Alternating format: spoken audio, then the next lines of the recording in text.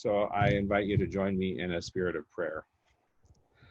Loving God, we give you thanks that you have brought us together today to help discern the best ways that we can give the people of your field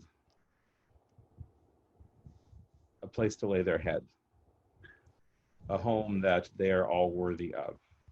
Help us as followers of Jesus and as humans seeking to live the lives that we are called to in this world, to partner with each other to make sure that we aren't judging who's worthy to receive the basics of human life, but that we are working to make those things available and abundant for all those who are in need of them. We give you thanks for Beacon Interfaith Housing Collaborative, for their partnership with us and Prior Crossing. We give you thanks that their executive director, that their CEO, Lee Blons, is with us today. We give you thanks for our community organizer, Elizabeth Tan, and her great work with all of us. And we pray that you would open our hearts and minds to your love and your call today, as we always seek to work and to will for your good pleasure in all things. Amen.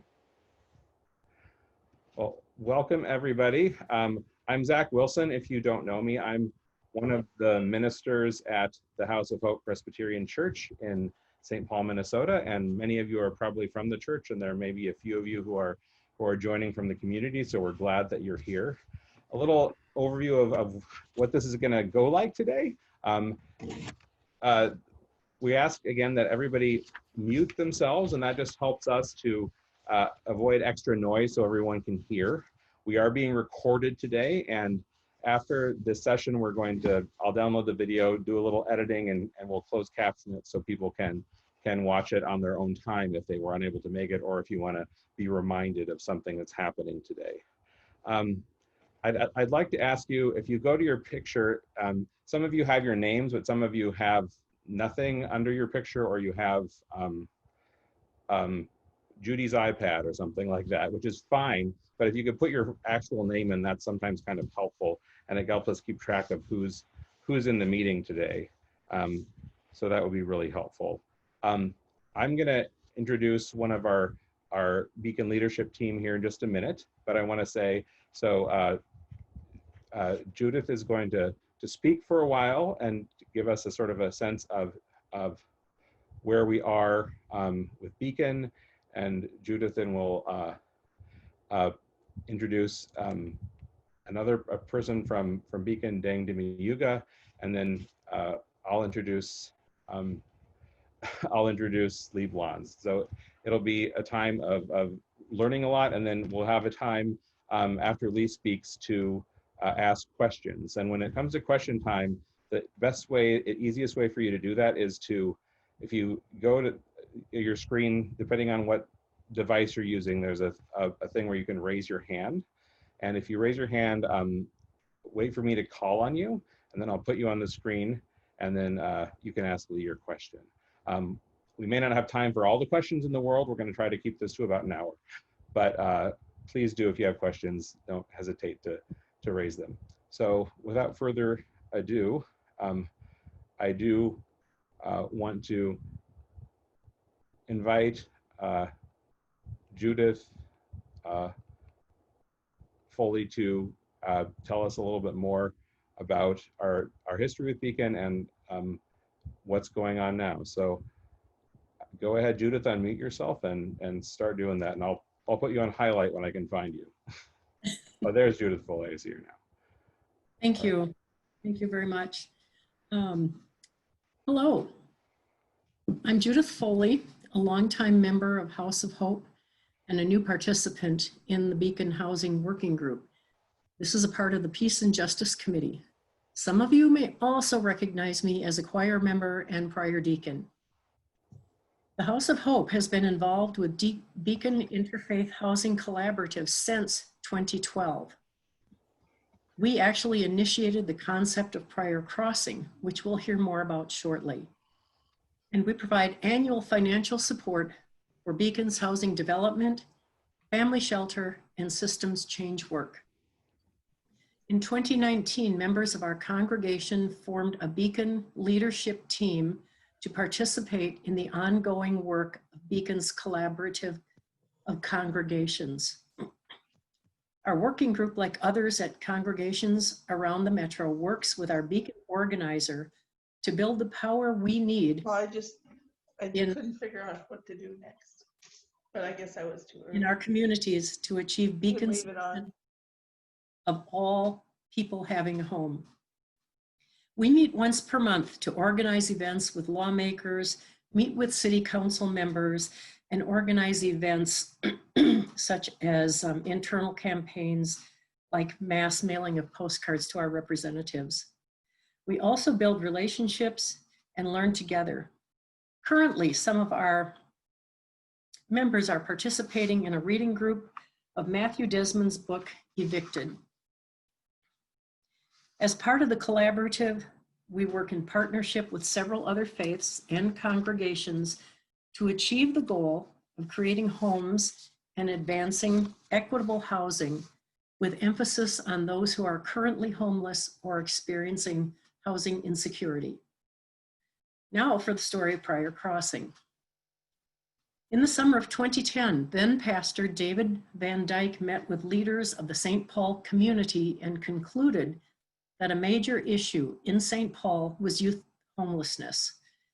In June 2011, one of our congregants, Jack Shohome, led a group of House of Hope members in a study to see how and if we could address this issue. Subsequently, on Easter Sunday, April 8th, 2012, House of Hope entered into an agreement with Beacon Interfaith Housing Collaborative to build housing for homeless youth in St. Paul. Prior Crossing, located on University Avenue, provides subsidized studio apartment rentals for homeless youth. Beacon broke ground in 2015 and the facility opened in 2016. House of Hope contributed $500,000 for the project, along with funding from the City of St. Paul, the Metropolitan Council, and Minnesota Housing Finance Agency. The Wilder Foundation worked with us to provide support in operating the facility, and recently the YMCA took over on-site services there. Accordingly, Deng Dimuga, a representative for YMCA services, will speak shortly.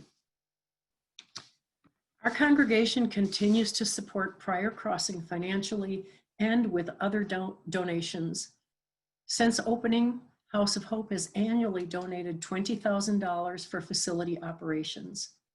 The annual amount is designated by the House of Hope trustees and depends on our endowment dividends.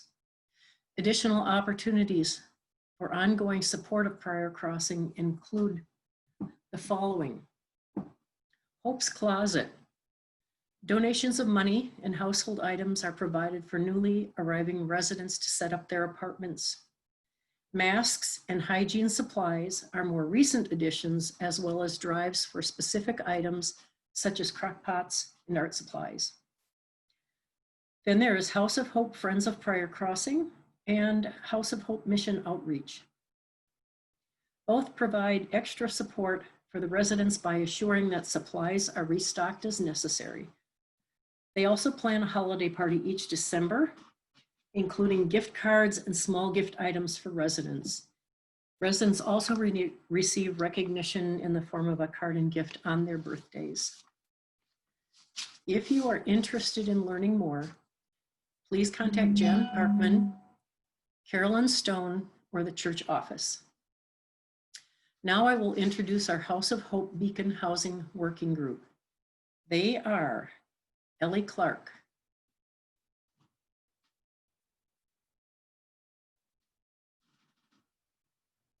is Ellie on? She's somewhere. There she is. Oh, here, I'll hear. There she is. Hi, Ellie. Thank you so much. I'm Yep. privileged to be included. Vernon Eidman.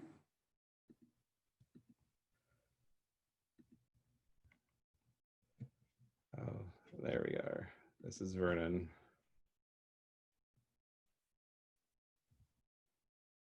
So Vernon's not showing his face right now, but Vernon's here. So that's great. Okay, then we'll move on to Lee Jameson.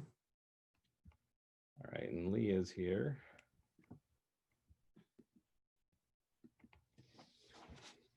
Hi, Lee. Bill Johnston.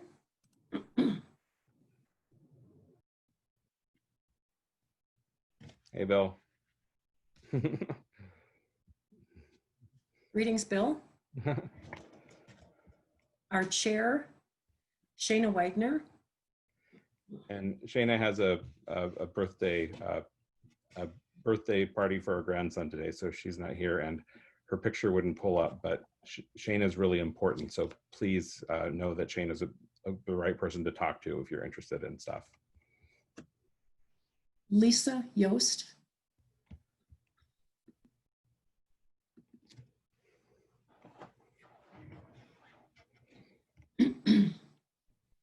Zach Wilson, our pastor.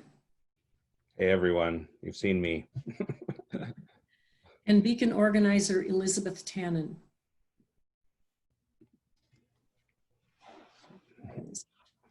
Hi, everyone. It's nice to see you. Thanks for being here. Thank you. Thank you, Elizabeth. Okay, now it's time I will introduce Deng Diamuga, and please feel free to take it away.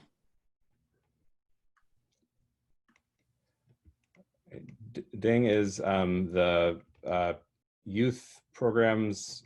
I forget your title now, Dang. So you can do it.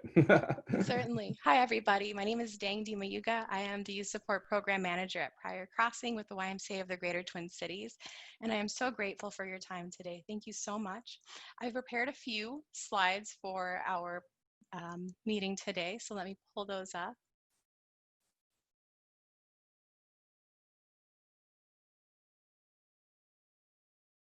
Excellent. So, again, I am the program manager for the services at Prior Crossing, and as was mentioned, the YMCA did take over services on March 1st, and not much longer after that, the pandemic did hit, and so we did have to quickly pivot our services from building that rapport with the young people to support them through this transition of service providers to supporting them through a pandemic. So, some of the things we did was immediate needs response. The YMCA partnered with a number of community resources to provide food and household items for program participants and community members at both of our YMCA's Youth and Family Services offices in Northeast Minneapolis and in the Hiawatha community. And Prior Crossing is also one of the YMCA sites now, so we were there every day providing meals, bagged lunches, non-perishable food items, and produce to the residents. And this also helped us open up those greater lines of communication to talk about healthy living, food access, and preparing your own meals. And so during the months of April 2020 to June 2020, we've distributed approximately 350 bagged lunches and meals, 120 bags of non-perishable food items, and 40 produce boxes. And I've got some images here. I love showing images as examples. On the left, you can see what was included in those produce boxes. And this was a great tool for the residents to really build that relationship with their new case manager and cook a meal together. And on the right is an example of what the meals and bagged lunches had. They were all healthy, and we wanted to continue to emphasize that with the residents that this is a difficult time, but we're here to support and we're here to have those greater conversations as well. And not much longer after that, there was the murder of Mr. George Floyd, and many of our residents were expressing concerns about their mental health and emotional well-being. And so we encouraged our residents to attend our YMCA's Independent Living Skills workshops. All of these workshops originally were taking place in person. We got to share that space, but they've all shifted to virtual as well to continue to be aligned with the CDC guidelines. And our Independent Living Skills workshops highlighted healthy coping skills, yoga, cooking workshops, and eventually we started having garden workshops, and this piqued the interest of a number of residents. And as you may know, there are 3 garden beds on site at Pryor Crossing, and the residents really wanted a tomato garden, and we listened, and that's what we did. And so it's been incredible seeing more and more residents outside putting their hands in the earth and talking with one another, wearing face masks and taking care of each other and starting to build that community. And so I want to give you a quick little snapshot of what our impact has looked like since we've taken over services. 40 of the 43 residents have received meals and food support, a number of them coming down every day that we've done our food distribution to pick up food. 38 of the residents were provided basic needs supplies and household items right at the start of the pandemic. And along with the support and the donations from House of Hope, we've been able to put together some Stay Safe bags. And these bags have included coloring books, color pencils, paper towels, toilet paper, hand sanitizer, hand soap, all those sort of items that are still kind of hard to come by, especially for our young people. And they have been so grateful, and they've loved all of the patterns on their face masks. And it's incredible seeing that shift of, I don't want to wear a face mask, to, Miss, have you seen my face mask today? And it's great, and we're very grateful for the support we've been receiving. 14 of our previous uninsured residents now have health insurance and are connected to healthcare providers. And this was a big thing that we were trying to encourage the residents to do and seek support with from their case managers, so that they can know that they'll be safely insured and they can connect to therapists. 8 residents are working closely with our employment specialists to secure employment. Quite a few of our residents did lose employment during the pandemic, and we were able to help them get onto unemployment insurance, but that doesn't last forever. And so many of them have been thinking about what the future looks like for them, and we're happy to have those conversations. And we've had 3 young people move into Pryor Crossing during these months. I want to thank you all again for your time. I know this is very brief, but if you have any questions or want to follow up on anything, please feel free to reach out to me. My cell number is listed there, and my email address. And I want to thank you all again for your time, and I will pass it back to Pastor Wilson. All right, thank you very much. Dang, it's a blessing for you to join us today. At this time, I want to introduce our speaker for this morning. Lee Blons is the CEO of Beacon Interfaith Housing Collaborative. She's one of, I think, our state's luminaries on affordable housing and homelessness, and it's a blessing to have her with us. She's going to speak for a while, and then she's going to take some questions. So I'm going to put her on the screen, and she's going to be speaking. And keep your questions in your head or write them down, and when it comes time, you can raise your hand, and I'll moderate that process. So welcome, Lee. We are so glad that you're here with us today. Thank you, Reverend Wilson. Hello to everyone. It's so good to see so many old faces and new faces. So thank you for joining me this morning. I'm so honored to be invited to share with you the latest information about what we're up to at this point. I also want to say thank you to Dang for being here with us and to share really what's happening for young people at Pryor Crossing, because I know Pryor Crossing is so dear to your hearts as it is to us. The involvement of House of Hope to make Pryor Crossing happen was really extraordinary. It was both your financial support, but also the leadership that you played in the community that allowed us to be able to take on the challenges and to create Pryor Crossing. And the work that the YMCA is doing right now is so important to helping stabilize the lives of young people. As most of you know, the majority of young people we serve at Pryor Crossing are African American young men and women. And as we, if you hadn't felt that before, I think you now are really aware of the disparities of the lives of young people of color in our community. And Pryor Crossing is one of those really specific ways that we often, as middle-class white people, are able to have an impact and really partner and support people in their own journey toward having an impact. These are the new leaders of our community, and it's wonderful to have your support. It does take $1,000 a month per resident to provide the supportive services that Dang talked about. This is very comprehensive support that we provide to young people at Briar Crossing in terms of both employment and healthcare and food. You heard everything that Dang said.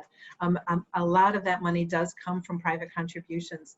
We're so grateful for House of Hope's ongoing support, and many of you are also donors that allow us to continue to provide those services, and just want to say thank you. I want you to know that it is having an impact on young people in our community. I want to just lift Briar Crossing into the broader perspective of what Beacon does. So Beacon now has 18 apartment buildings in the Twin Cities in Minneapolis, St. Paul, Edina, and Edina. It is one of 3 supportive housing developments we provide for young people coming out of homelessness. So we now provide 125 homes for young people. One of the things that makes Beacon unique, we are part of a broader collaborative of other organizations that work on housing and homelessness in our community. And part of what makes us unique is our focus on those that have the greatest barriers to stability and access to home. The majority of almost all of our residents make less than 30% area median income, which is kind of housing speak for less than $25,000 a year, and for a single person, less than $16,000 a year. So that's pretty unique, actually, even among nonprofit housing organizations, how much we focus on those with the greatest barriers. In St. Paul, we also operate American House in Kimball Court. Those are housing for chronically homeless, predominantly men, but men and women coming out of street homelessness with chemical dependency and mental illness. And we have wraparound services on the properties to help stabilize people's lives. We provide 150 homes in those 2 locations. I'll mention a little bit more about that work in my remarks today. So one of the things that I just wanted to kind of talk about of where Beacon is now and what's our vision for the future. There are so many challenges, and I think that we are so aware of the impact and the racial disparities in housing that are part of the broader disparities that we see in healthcare and education and criminal justice in our community. And so there's so much more we need to do. We are so proud of what we've accomplished with House of Hope in terms of Briar Crossing. But the truth is that with all the resources that are here, with Beacon, with all of the other nonprofit and affordable housing developers out there, together we're able to create maybe 10 new apartment buildings every year. And so that's maybe 400 new homes. And let me put that in context. There are 550,000 men, women, and children in Minnesota that pay more than 50% of their income for rent every single month. And that was before COVID. That was before the unemployment. And so we are very proud of what we do in terms of how we focus our resources and demand more resources to build more homes. But we also know that most people actually do live in a home. They are just paying too much for their rent every month. And it creates a housing instability. We see it in our school systems. You know, Maxfield Elementary School, I think I got that name right. Sorry, I just suddenly had a senior moment. Maxfield, sorry. 1 out of every 3 children in that elementary school in St. Paul has been homeless sometime in the last 3 years. And that impact, that housing instability is just extraordinary in terms of all of the other systems that we hope to impact in our community. And so that got Beacon thinking, you know, we have advocated, and House of Hope was a part of this, right? We advocated for bonding dollars at the state legislature. It's a unique program across the country. Minnesota is the only place that puts its bonding dollars into affordable housing in the community. And it's a huge issue that we were successful, along with Homes for All and lots of other organizations, Habitat for Humanity, which I know House of Hope is very active in as well. We were all part of that move to get the state of Minnesota to invest in building homes, and that's had a huge impact. But it's not enough. And so we have continued to say, beyond what it takes to build homes, how do we start to imagine the solutions that would have the scale of the impact of helping 500,000 people in Minnesota have a stable home? Just imagine if every young person in school in St. Paul didn't have to wonder about whether their family was going to end up moving this month because they couldn't afford the rent. Just imagine if employees didn't have to worry about whether or not they were going to be able to pay the rent. There are so many ways when doctors are talking about wanting to write prescriptions for affordable housing. They actually don't have any impact right now yet on funding, right? But they understand that the zip code is the primary determinant of health in America. And so how do we start to think about this at a scale level? And so we really challenged ourselves to say we need to do more. We need to start to think big. We have said, you know, we hold an Ending Homelessness Together luncheon, and our board said, so what's the plan to end homelessness? Another housing leader in the community had said, at the rate we're going, building 400 homes a year, right, we are going to end homelessness in about 200 years. So we said, you know, what's different? What can we do differently? And so we made a commitment to look at policy beyond the building of homes and to say the deepest issue that people face is that rent is not affordable. Incomes have not kept up with rent. And so can we make rent subsidy available? Many of you know there's a federal Section 8 program out there where if you get a Section 8, sometimes it's called housing choice vouchers, if you get a voucher for rent subsidy, you pay 30% of your income. And the subsidy, the difference, is then made up by the federal government, and that allows a landlord to provide well-managed, well-maintained housing, and you have affordable rent.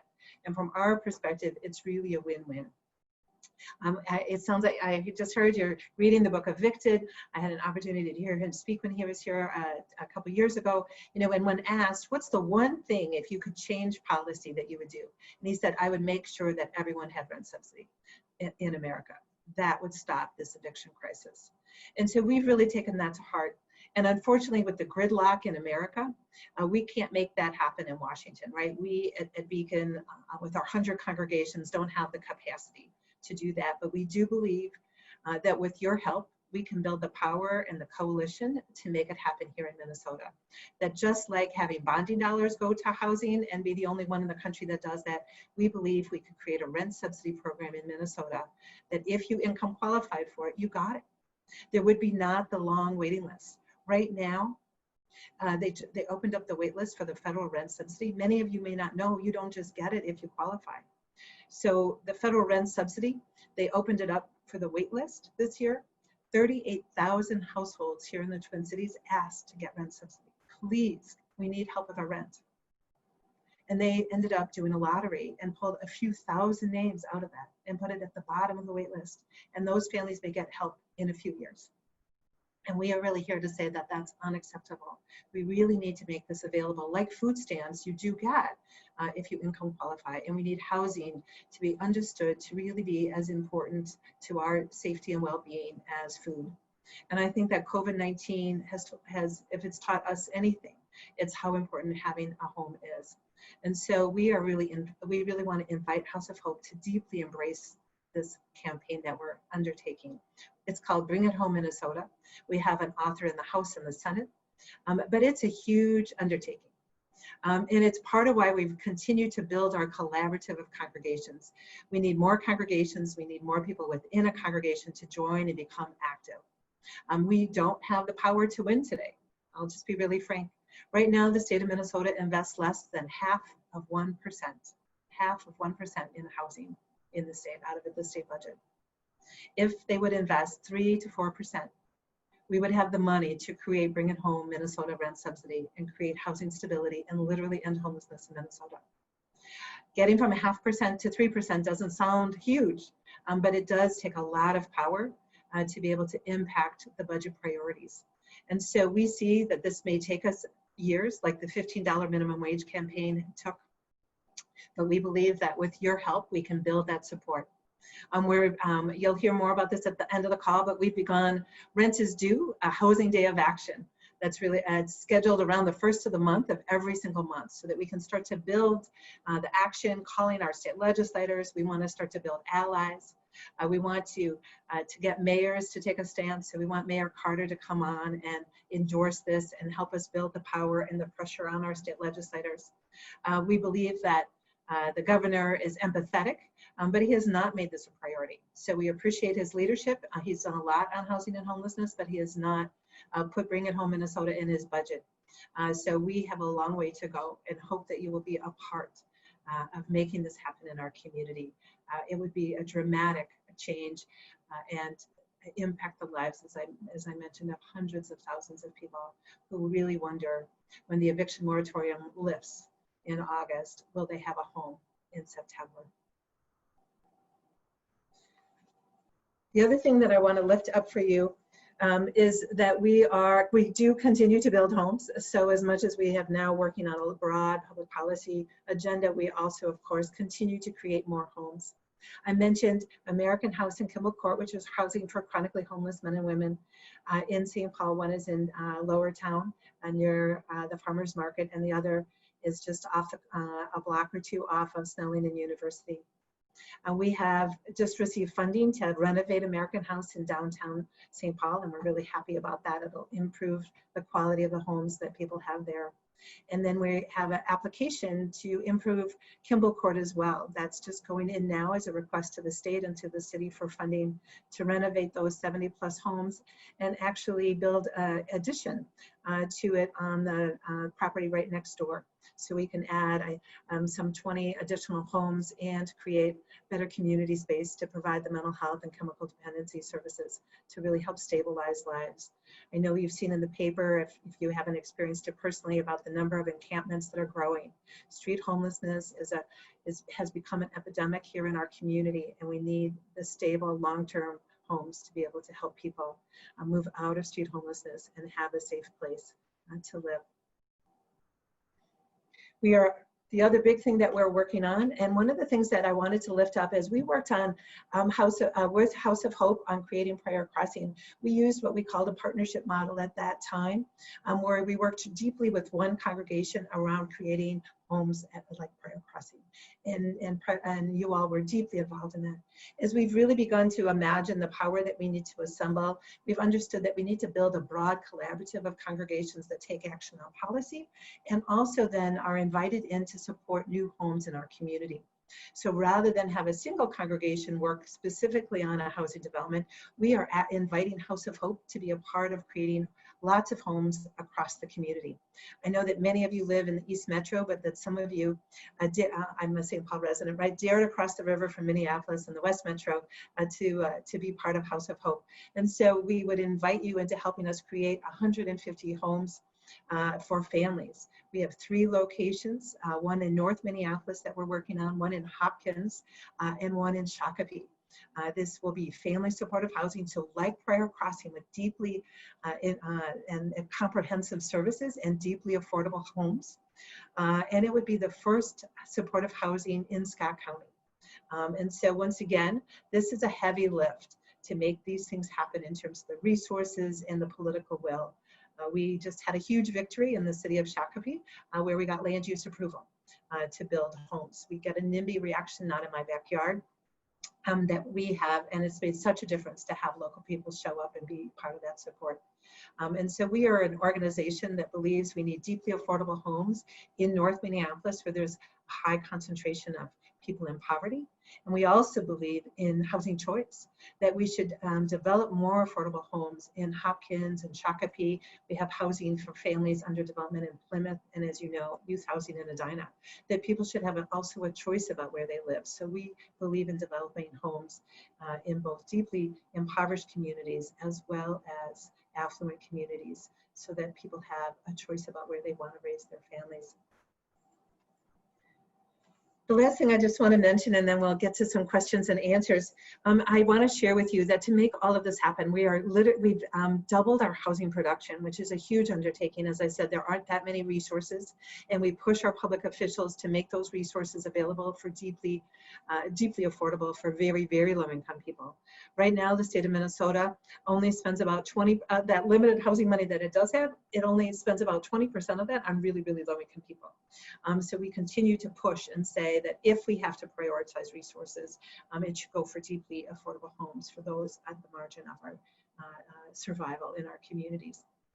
So this takes a lot of work as we put this together and to provide the services funding and figure out how we provide not only a home, but that step ladder for families to thrive. So as we've doubled our housing production, as we've taken on public policy work, we hired a public policy director for the first time. And as we continue to develop as an organization and build our capacity to have that huge impact, we are in the midst of a comprehensive fundraising campaign. It's a $12 million campaign. It's the first time we've done this. And it would increase our funding by 40% from individuals like yourselves, from congregations, and from foundations. We're about halfway there. We've raised $6 million toward that $12 million goal. And we would invite you to become part of helping us live into this exciting future where we can move toward that vision that all people have a home in our community. And with that, I will stop talking and allow us to be in a conversation with each other. All right, I'm going to talk. I'll leave Lee on camera. So if you have a question, you can raise your hand either virtually, which is actually easier for me to see, or you can just raise your hand and I'll put you on the screen. You'll need to unmute yourself to ask your question. So there's a thing that says reactions down at the bottom. You know, you can just raise your hand. It puts up a little hand and I can see it. So if there are any questions, go ahead and raise your hand either virtually or in real life. Keep it up so I can see it. All right. See, Alan, I'm gonna put you on screen here. You can unmute yourself then. Okay. Hi. You talked about masks and food and that sort of thing. You're thinking about giving some money toward endowment for that, but what kind of things could we bring either to Prayer Crossing or to the church to help these people? You know, do they need face masks? Do they need food? Do they need cleaning supplies? What do they need? So what can we, you know, on a micro level do to help these people have the things that they need? Yes, so that's we really appreciate that. And it can be for Prayer Crossing, and you have volunteers from your church that are part of helping to make sure that closet stays, the Hope's Closet stays stocked. That includes those new things that we have to think about with COVID. And as Deng said, it's so important for young people to feel like they have the ability to sanitize, clean their hands, stay safe. Many of them continue to be employed in our community. They are some of those essential workers, but that puts them at higher risk. And so we can certainly chat out to you the way, whether you drop that at the church and how you connect with volunteers to do that. Beacon is taking donations at our other properties as well. So thank you. So face masks, sanitizing, hand sanitizers, sprays that help clean off counters and sanitize them. Okay. And Jan Parkman, Jan, do you want to pipe in? Just she's the one who brings stuff, often takes care of this sort of thing. So you're good. I can hear you. Okay, good. I think already we've been doing that through this Beacon. We got the word they needed hand sanitizer, hand soaps. Lisa Yost did a lot of collecting of those things from people in the church. We sent out emails, and I think I've met with Ding a couple of times, taking shopping cart full of soaps and sanitizers, and people in the church have been making face masks. So we've been doing that. I don't think it means it's over, though. I think we need to continue to try to gather that. It's been a little bit of a struggle because we can't get in the church to drop things off in the usual bin. But I know Bill Johnston just gave me some sheets that he gave to, so there's ways people are getting things. Either I'm happy to make deliveries over there. If Lee and Ding think they're still, I think Ding stays in touch with me. We connect some. I just took a bunch of colored pencils over. So I think if they let us know what we need, and I send emails out. But Alan, if some of those aren't getting to you, I'll put you on my Friends of Prayer Crossing email list. That's right. And that is one of our, in all seriousness, one of our hopes today is to find out who does want to be a part of helping, right? And so that we grow those lists within House of Hope, both for these kinds of contributions and also for our action alerts to call state legislators and things like that. So is there a central place we should bring things? We can't come to the church, so where do we go? To the Prayer Crossing itself? Email me, I'll figure it out how to get it from you. Maybe we need to do another group. I know, I'm not trying to make it sound like we've done everything that could be done, but I think we've been in touch. We stayed in touch to see what was needed. And Ding and I communicate pretty regularly. I've let her know, let us know. But I think if people in the church, you know, it's like I just picked up a sanitizer because I finally found some in the store. It's so hard to find. Yes. So if you find some and they only limit you to one, every time you go, pick up one and we'll figure out a way to get it all gathered together to send over there to them. And thank you, Alan, for your question. You know, we in the olden days, right? Just a few months ago, it feels like a decade, right? We would have had you could have dropped it directly at Prior Crossing, but for safety reasons, because of COVID, we're not asking. You know, we are restricting visitors, so so it does take a little bit more of this behind the scenes coordination. So thank you, Jan, for everything you're doing and everyone else who's helping to gather those. So we'll make sure we'll connect with Dang and get some emails out about how and when. And I think we now all know, right, COVID is not going away anytime soon. So this is really about how do we sustain this over the next year. So I don't think there's a dire need today, but I think it is about making sure we get kind of a system in place to be able to keep bringing those things forward. Right, thanks. Thank you. Reverend Zach, I think you're muted. Yeah, I'm sorry. Lisa Yost said she's happy if people want to bring stuff to her home. And that's so if you have things for Prior Crossing, which, you know, household items, that kind of stuff, are you able to take that sort of stuff too, Lisa, or just the masks and things? I'm happy to coordinate to collect with Jen, as we have in the past, to collect things. I'm not sure about the items that are listed in the chat, whether those are items that are needed at this time. But once we sort that out, I'm happy to be the collecting point. Yeah. All right, thank you. Well, do we have another question then? We've done Prior Crossing donations. Zach, I saw that Nancy had asked a question in the chat. Did you see that? Oh, Nancy. Oh, so I'll ask Nancy's question to Lee. Have you been able to see some difference or improvement now in affordable housing for people who are earning $15 an hour? So has that $15 an hour minimum wage made a difference? Right. So just to be clear, $15 minimum wage was passed in some communities. It is not in all of the state of Minnesota, and it hasn't yet actually reached $15 an hour. What we did see we saw wages starting to go up before COVID, which was really important as employers were struggling to find employees.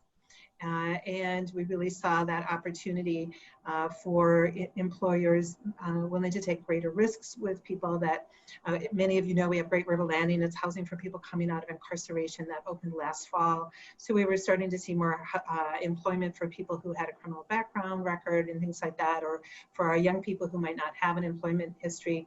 And right now we're in a mix of trying to figure out exactly, frankly, where things are going to end up.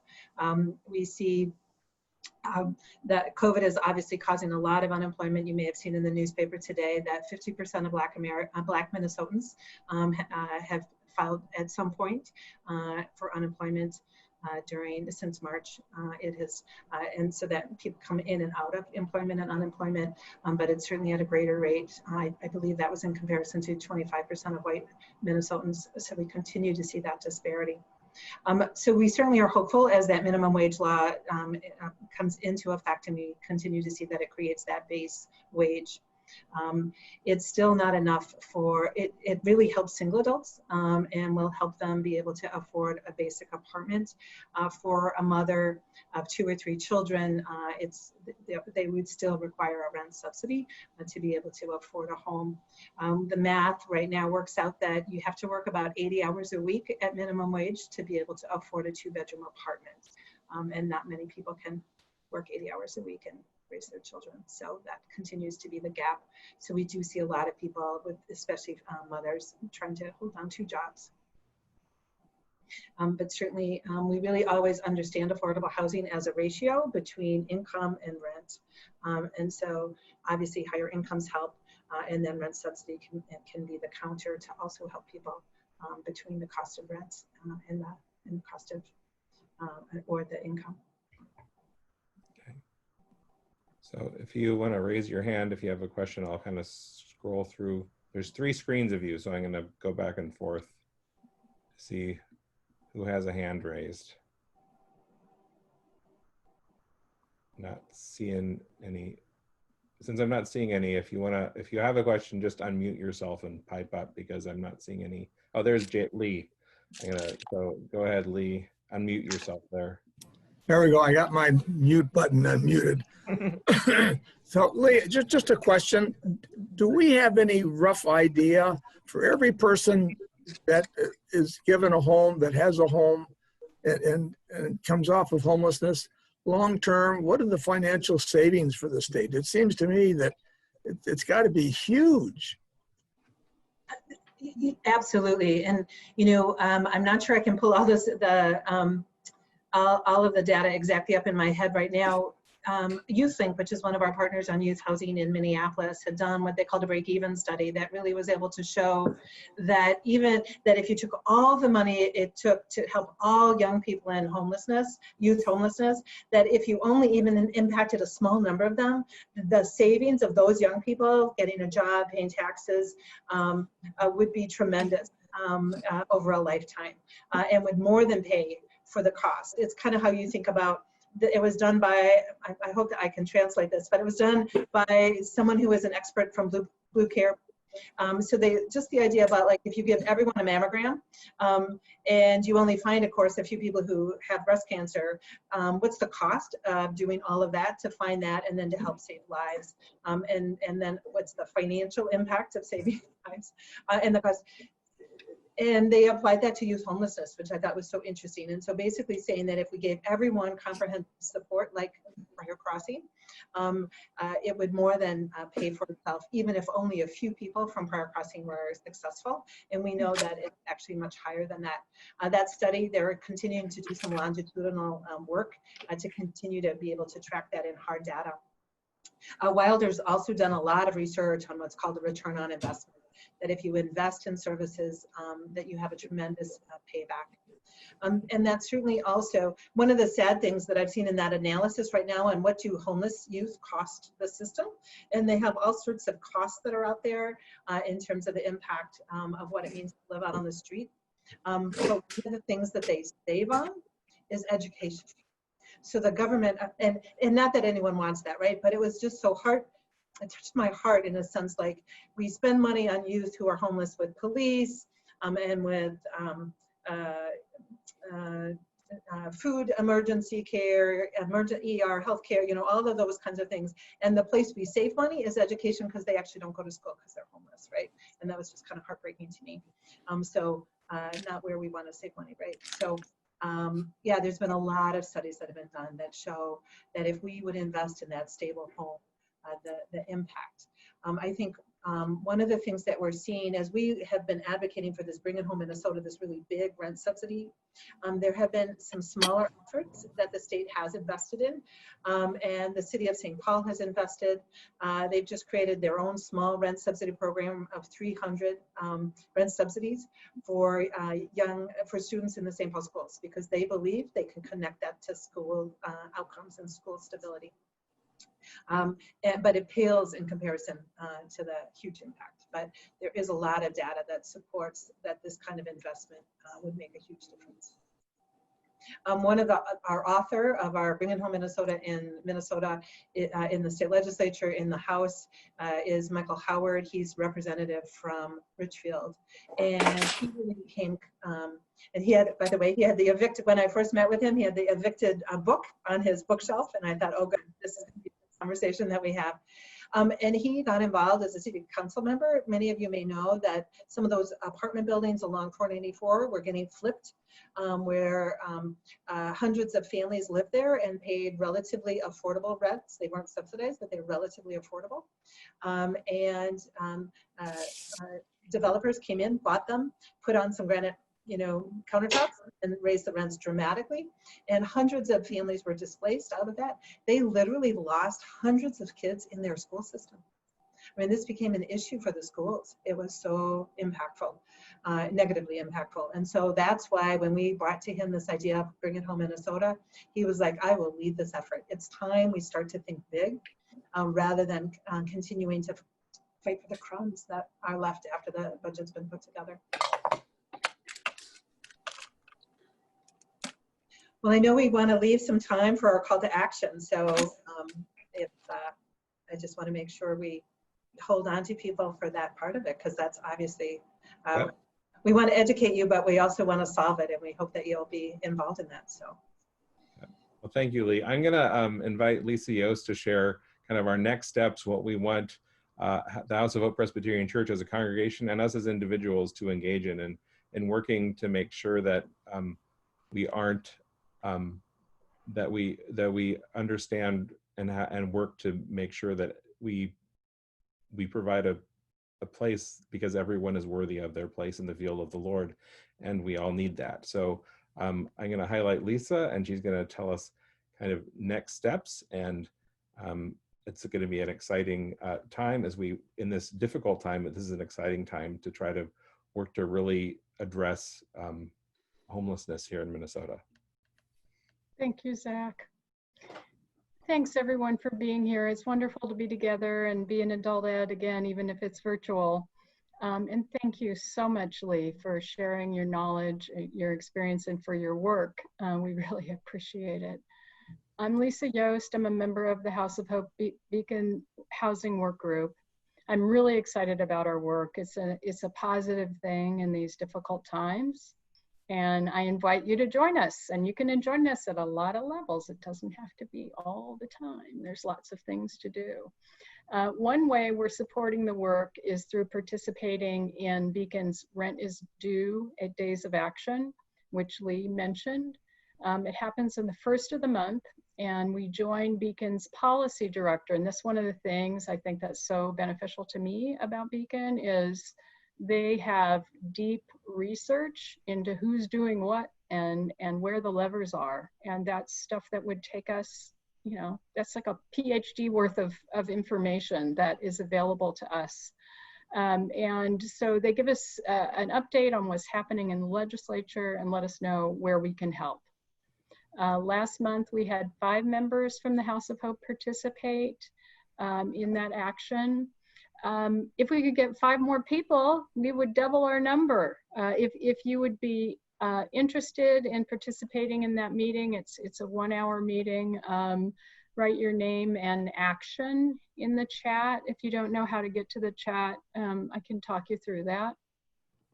Also, we'd like to just follow up with everyone that's been on this call. If you prefer not to be followed up on, just let us know that in the chat too. But thank you so much for being here. And Lisa, if you don't mind, I think we all tend to say, myself included, when we say a meeting, just to be clear that these days that is a virtual meeting. Yes, it's all virtual. Yeah. So not to worry. In some ways, we had more people joining because it's easy to join, and we do a big update on what's happening, and then you're asked to make a call that day to a legislator or somebody else, and then report back at the end of the day. And if we can get hundreds of calls happening, and ultimately thousands, that will make a huge difference. So I just wanted to clarify. Thank you so much. So back to Zach. Thank you, everyone. All right, thanks everyone. We have a few minutes before 12:15, so I thought, Lee, are you okay to answer one more question? Oh, absolutely. 1 or 2. So Mildred had her hand raised and I didn't see it. So Mildred, if you're still here, I'm looking to find you on my screen.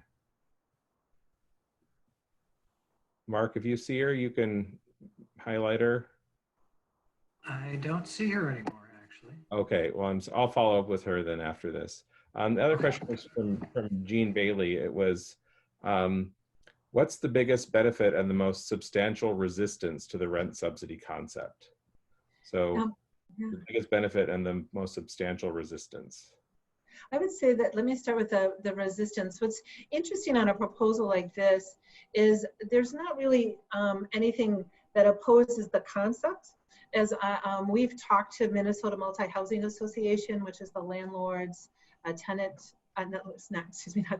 Landlord Trade Association. So they lobby at the legislature to represent landlords. So a lot of for-profit landlords are part of that association, and we've met with them. And most of them are very supportive of increased rent subsidy.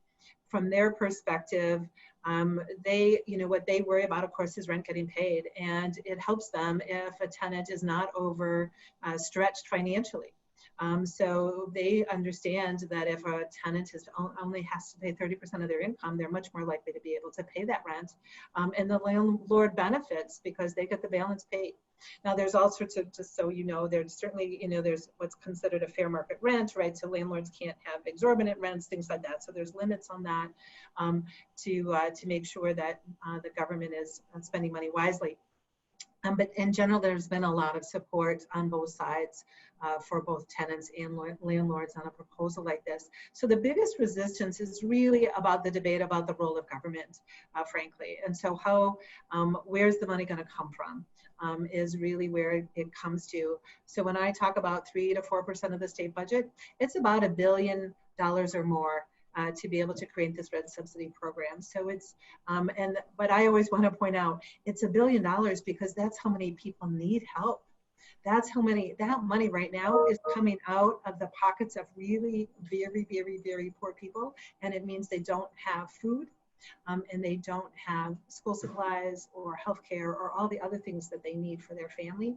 And it's creating that instability that then causes families to lose housing during the year.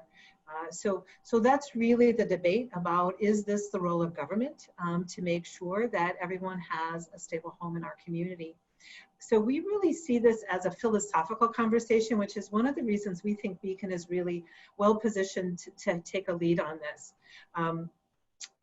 As a collaborative of congregations, right? So we have 100 congregations in Ramsey, Hennepin, and Scott and Carver counties. But we're going to need a lot more to win. But by really, we see it as what we would call a transfer, that we need to transform our worldview. Right now, I think the general attitude is you get the housing that you can afford, and that's just the way life is. And it might mean you don't get housing. And we really believe that this is about that same conversation about the idea that we all benefit when we all have a home. That homelessness doesn't just hurt the person out on the street, but it hurts me too, in all sorts of ways that I think, once again, COVID brought to the forefront, understanding that your health actually impacts my health. So if I want to stay healthy, I need to make sure that you stay healthy. And we believe the same thing is true around homes. And so how do we come together and really lift that up as a values message and then put it into action in our community? So those are the challenges that we see in front of us. I think some of you, if you're my age or older, understand that that's really, I would say, has been a change around hunger in America. That 50 years ago, people didn't necessarily think the government had a role in providing food. And that we now as Americans have come to believe that no child should be hungry in America, that we have the resources. And so we invest in things like food stamps and food shelves to make sure of that. And that's what we believe is really the call for us to do with housing and with homes.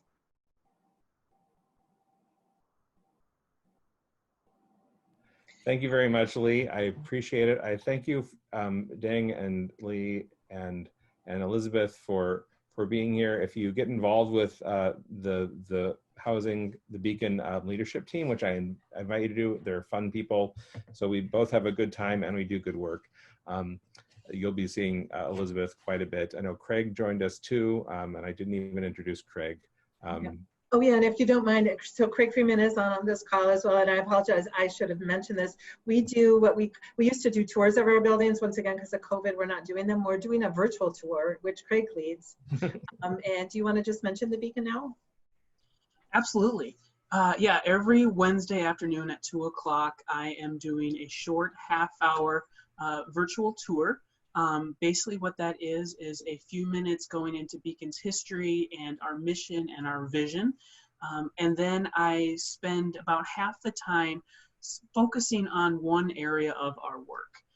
And for July, we are focusing on St. Paul.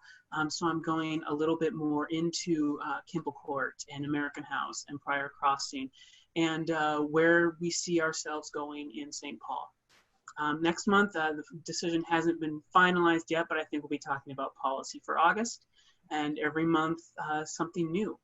So it's a great opportunity to invite someone you know, a friend, a neighbor, another congregant who couldn't make this meeting, and come along and learn a little bit more about Beacon and how folks can get involved. How do we access that? I'm sorry, what was that? Is there an email address we should go to, or how do we get it?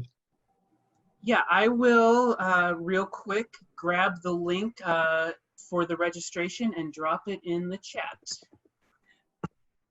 give me 1 second. And the date is this? I got it, Craig. I think that's the right one. Thank you, Elizabeth. Yes, that looks right from the link. Yep. That's Wednesday at what time? Wednesdays at 2. At 2. Every Wednesday? Every Wednesday. Every Wednesday at 2. And it could be, of course, accessed through our website, beaconinterfaith.org. So is that a Zoom interactive?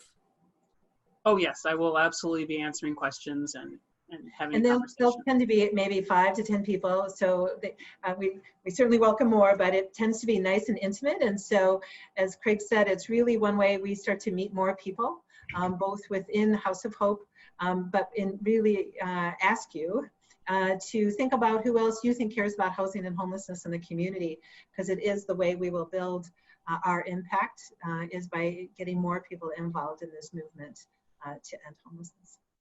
Thank you, everyone. Thank you, Lee, Craig, Elizabeth, Dang, for joining us today. It's been a huge blessing to both get back together as Adult Enrichment and House of Hope, and to learn about what's going on with the congregation and with Beacon.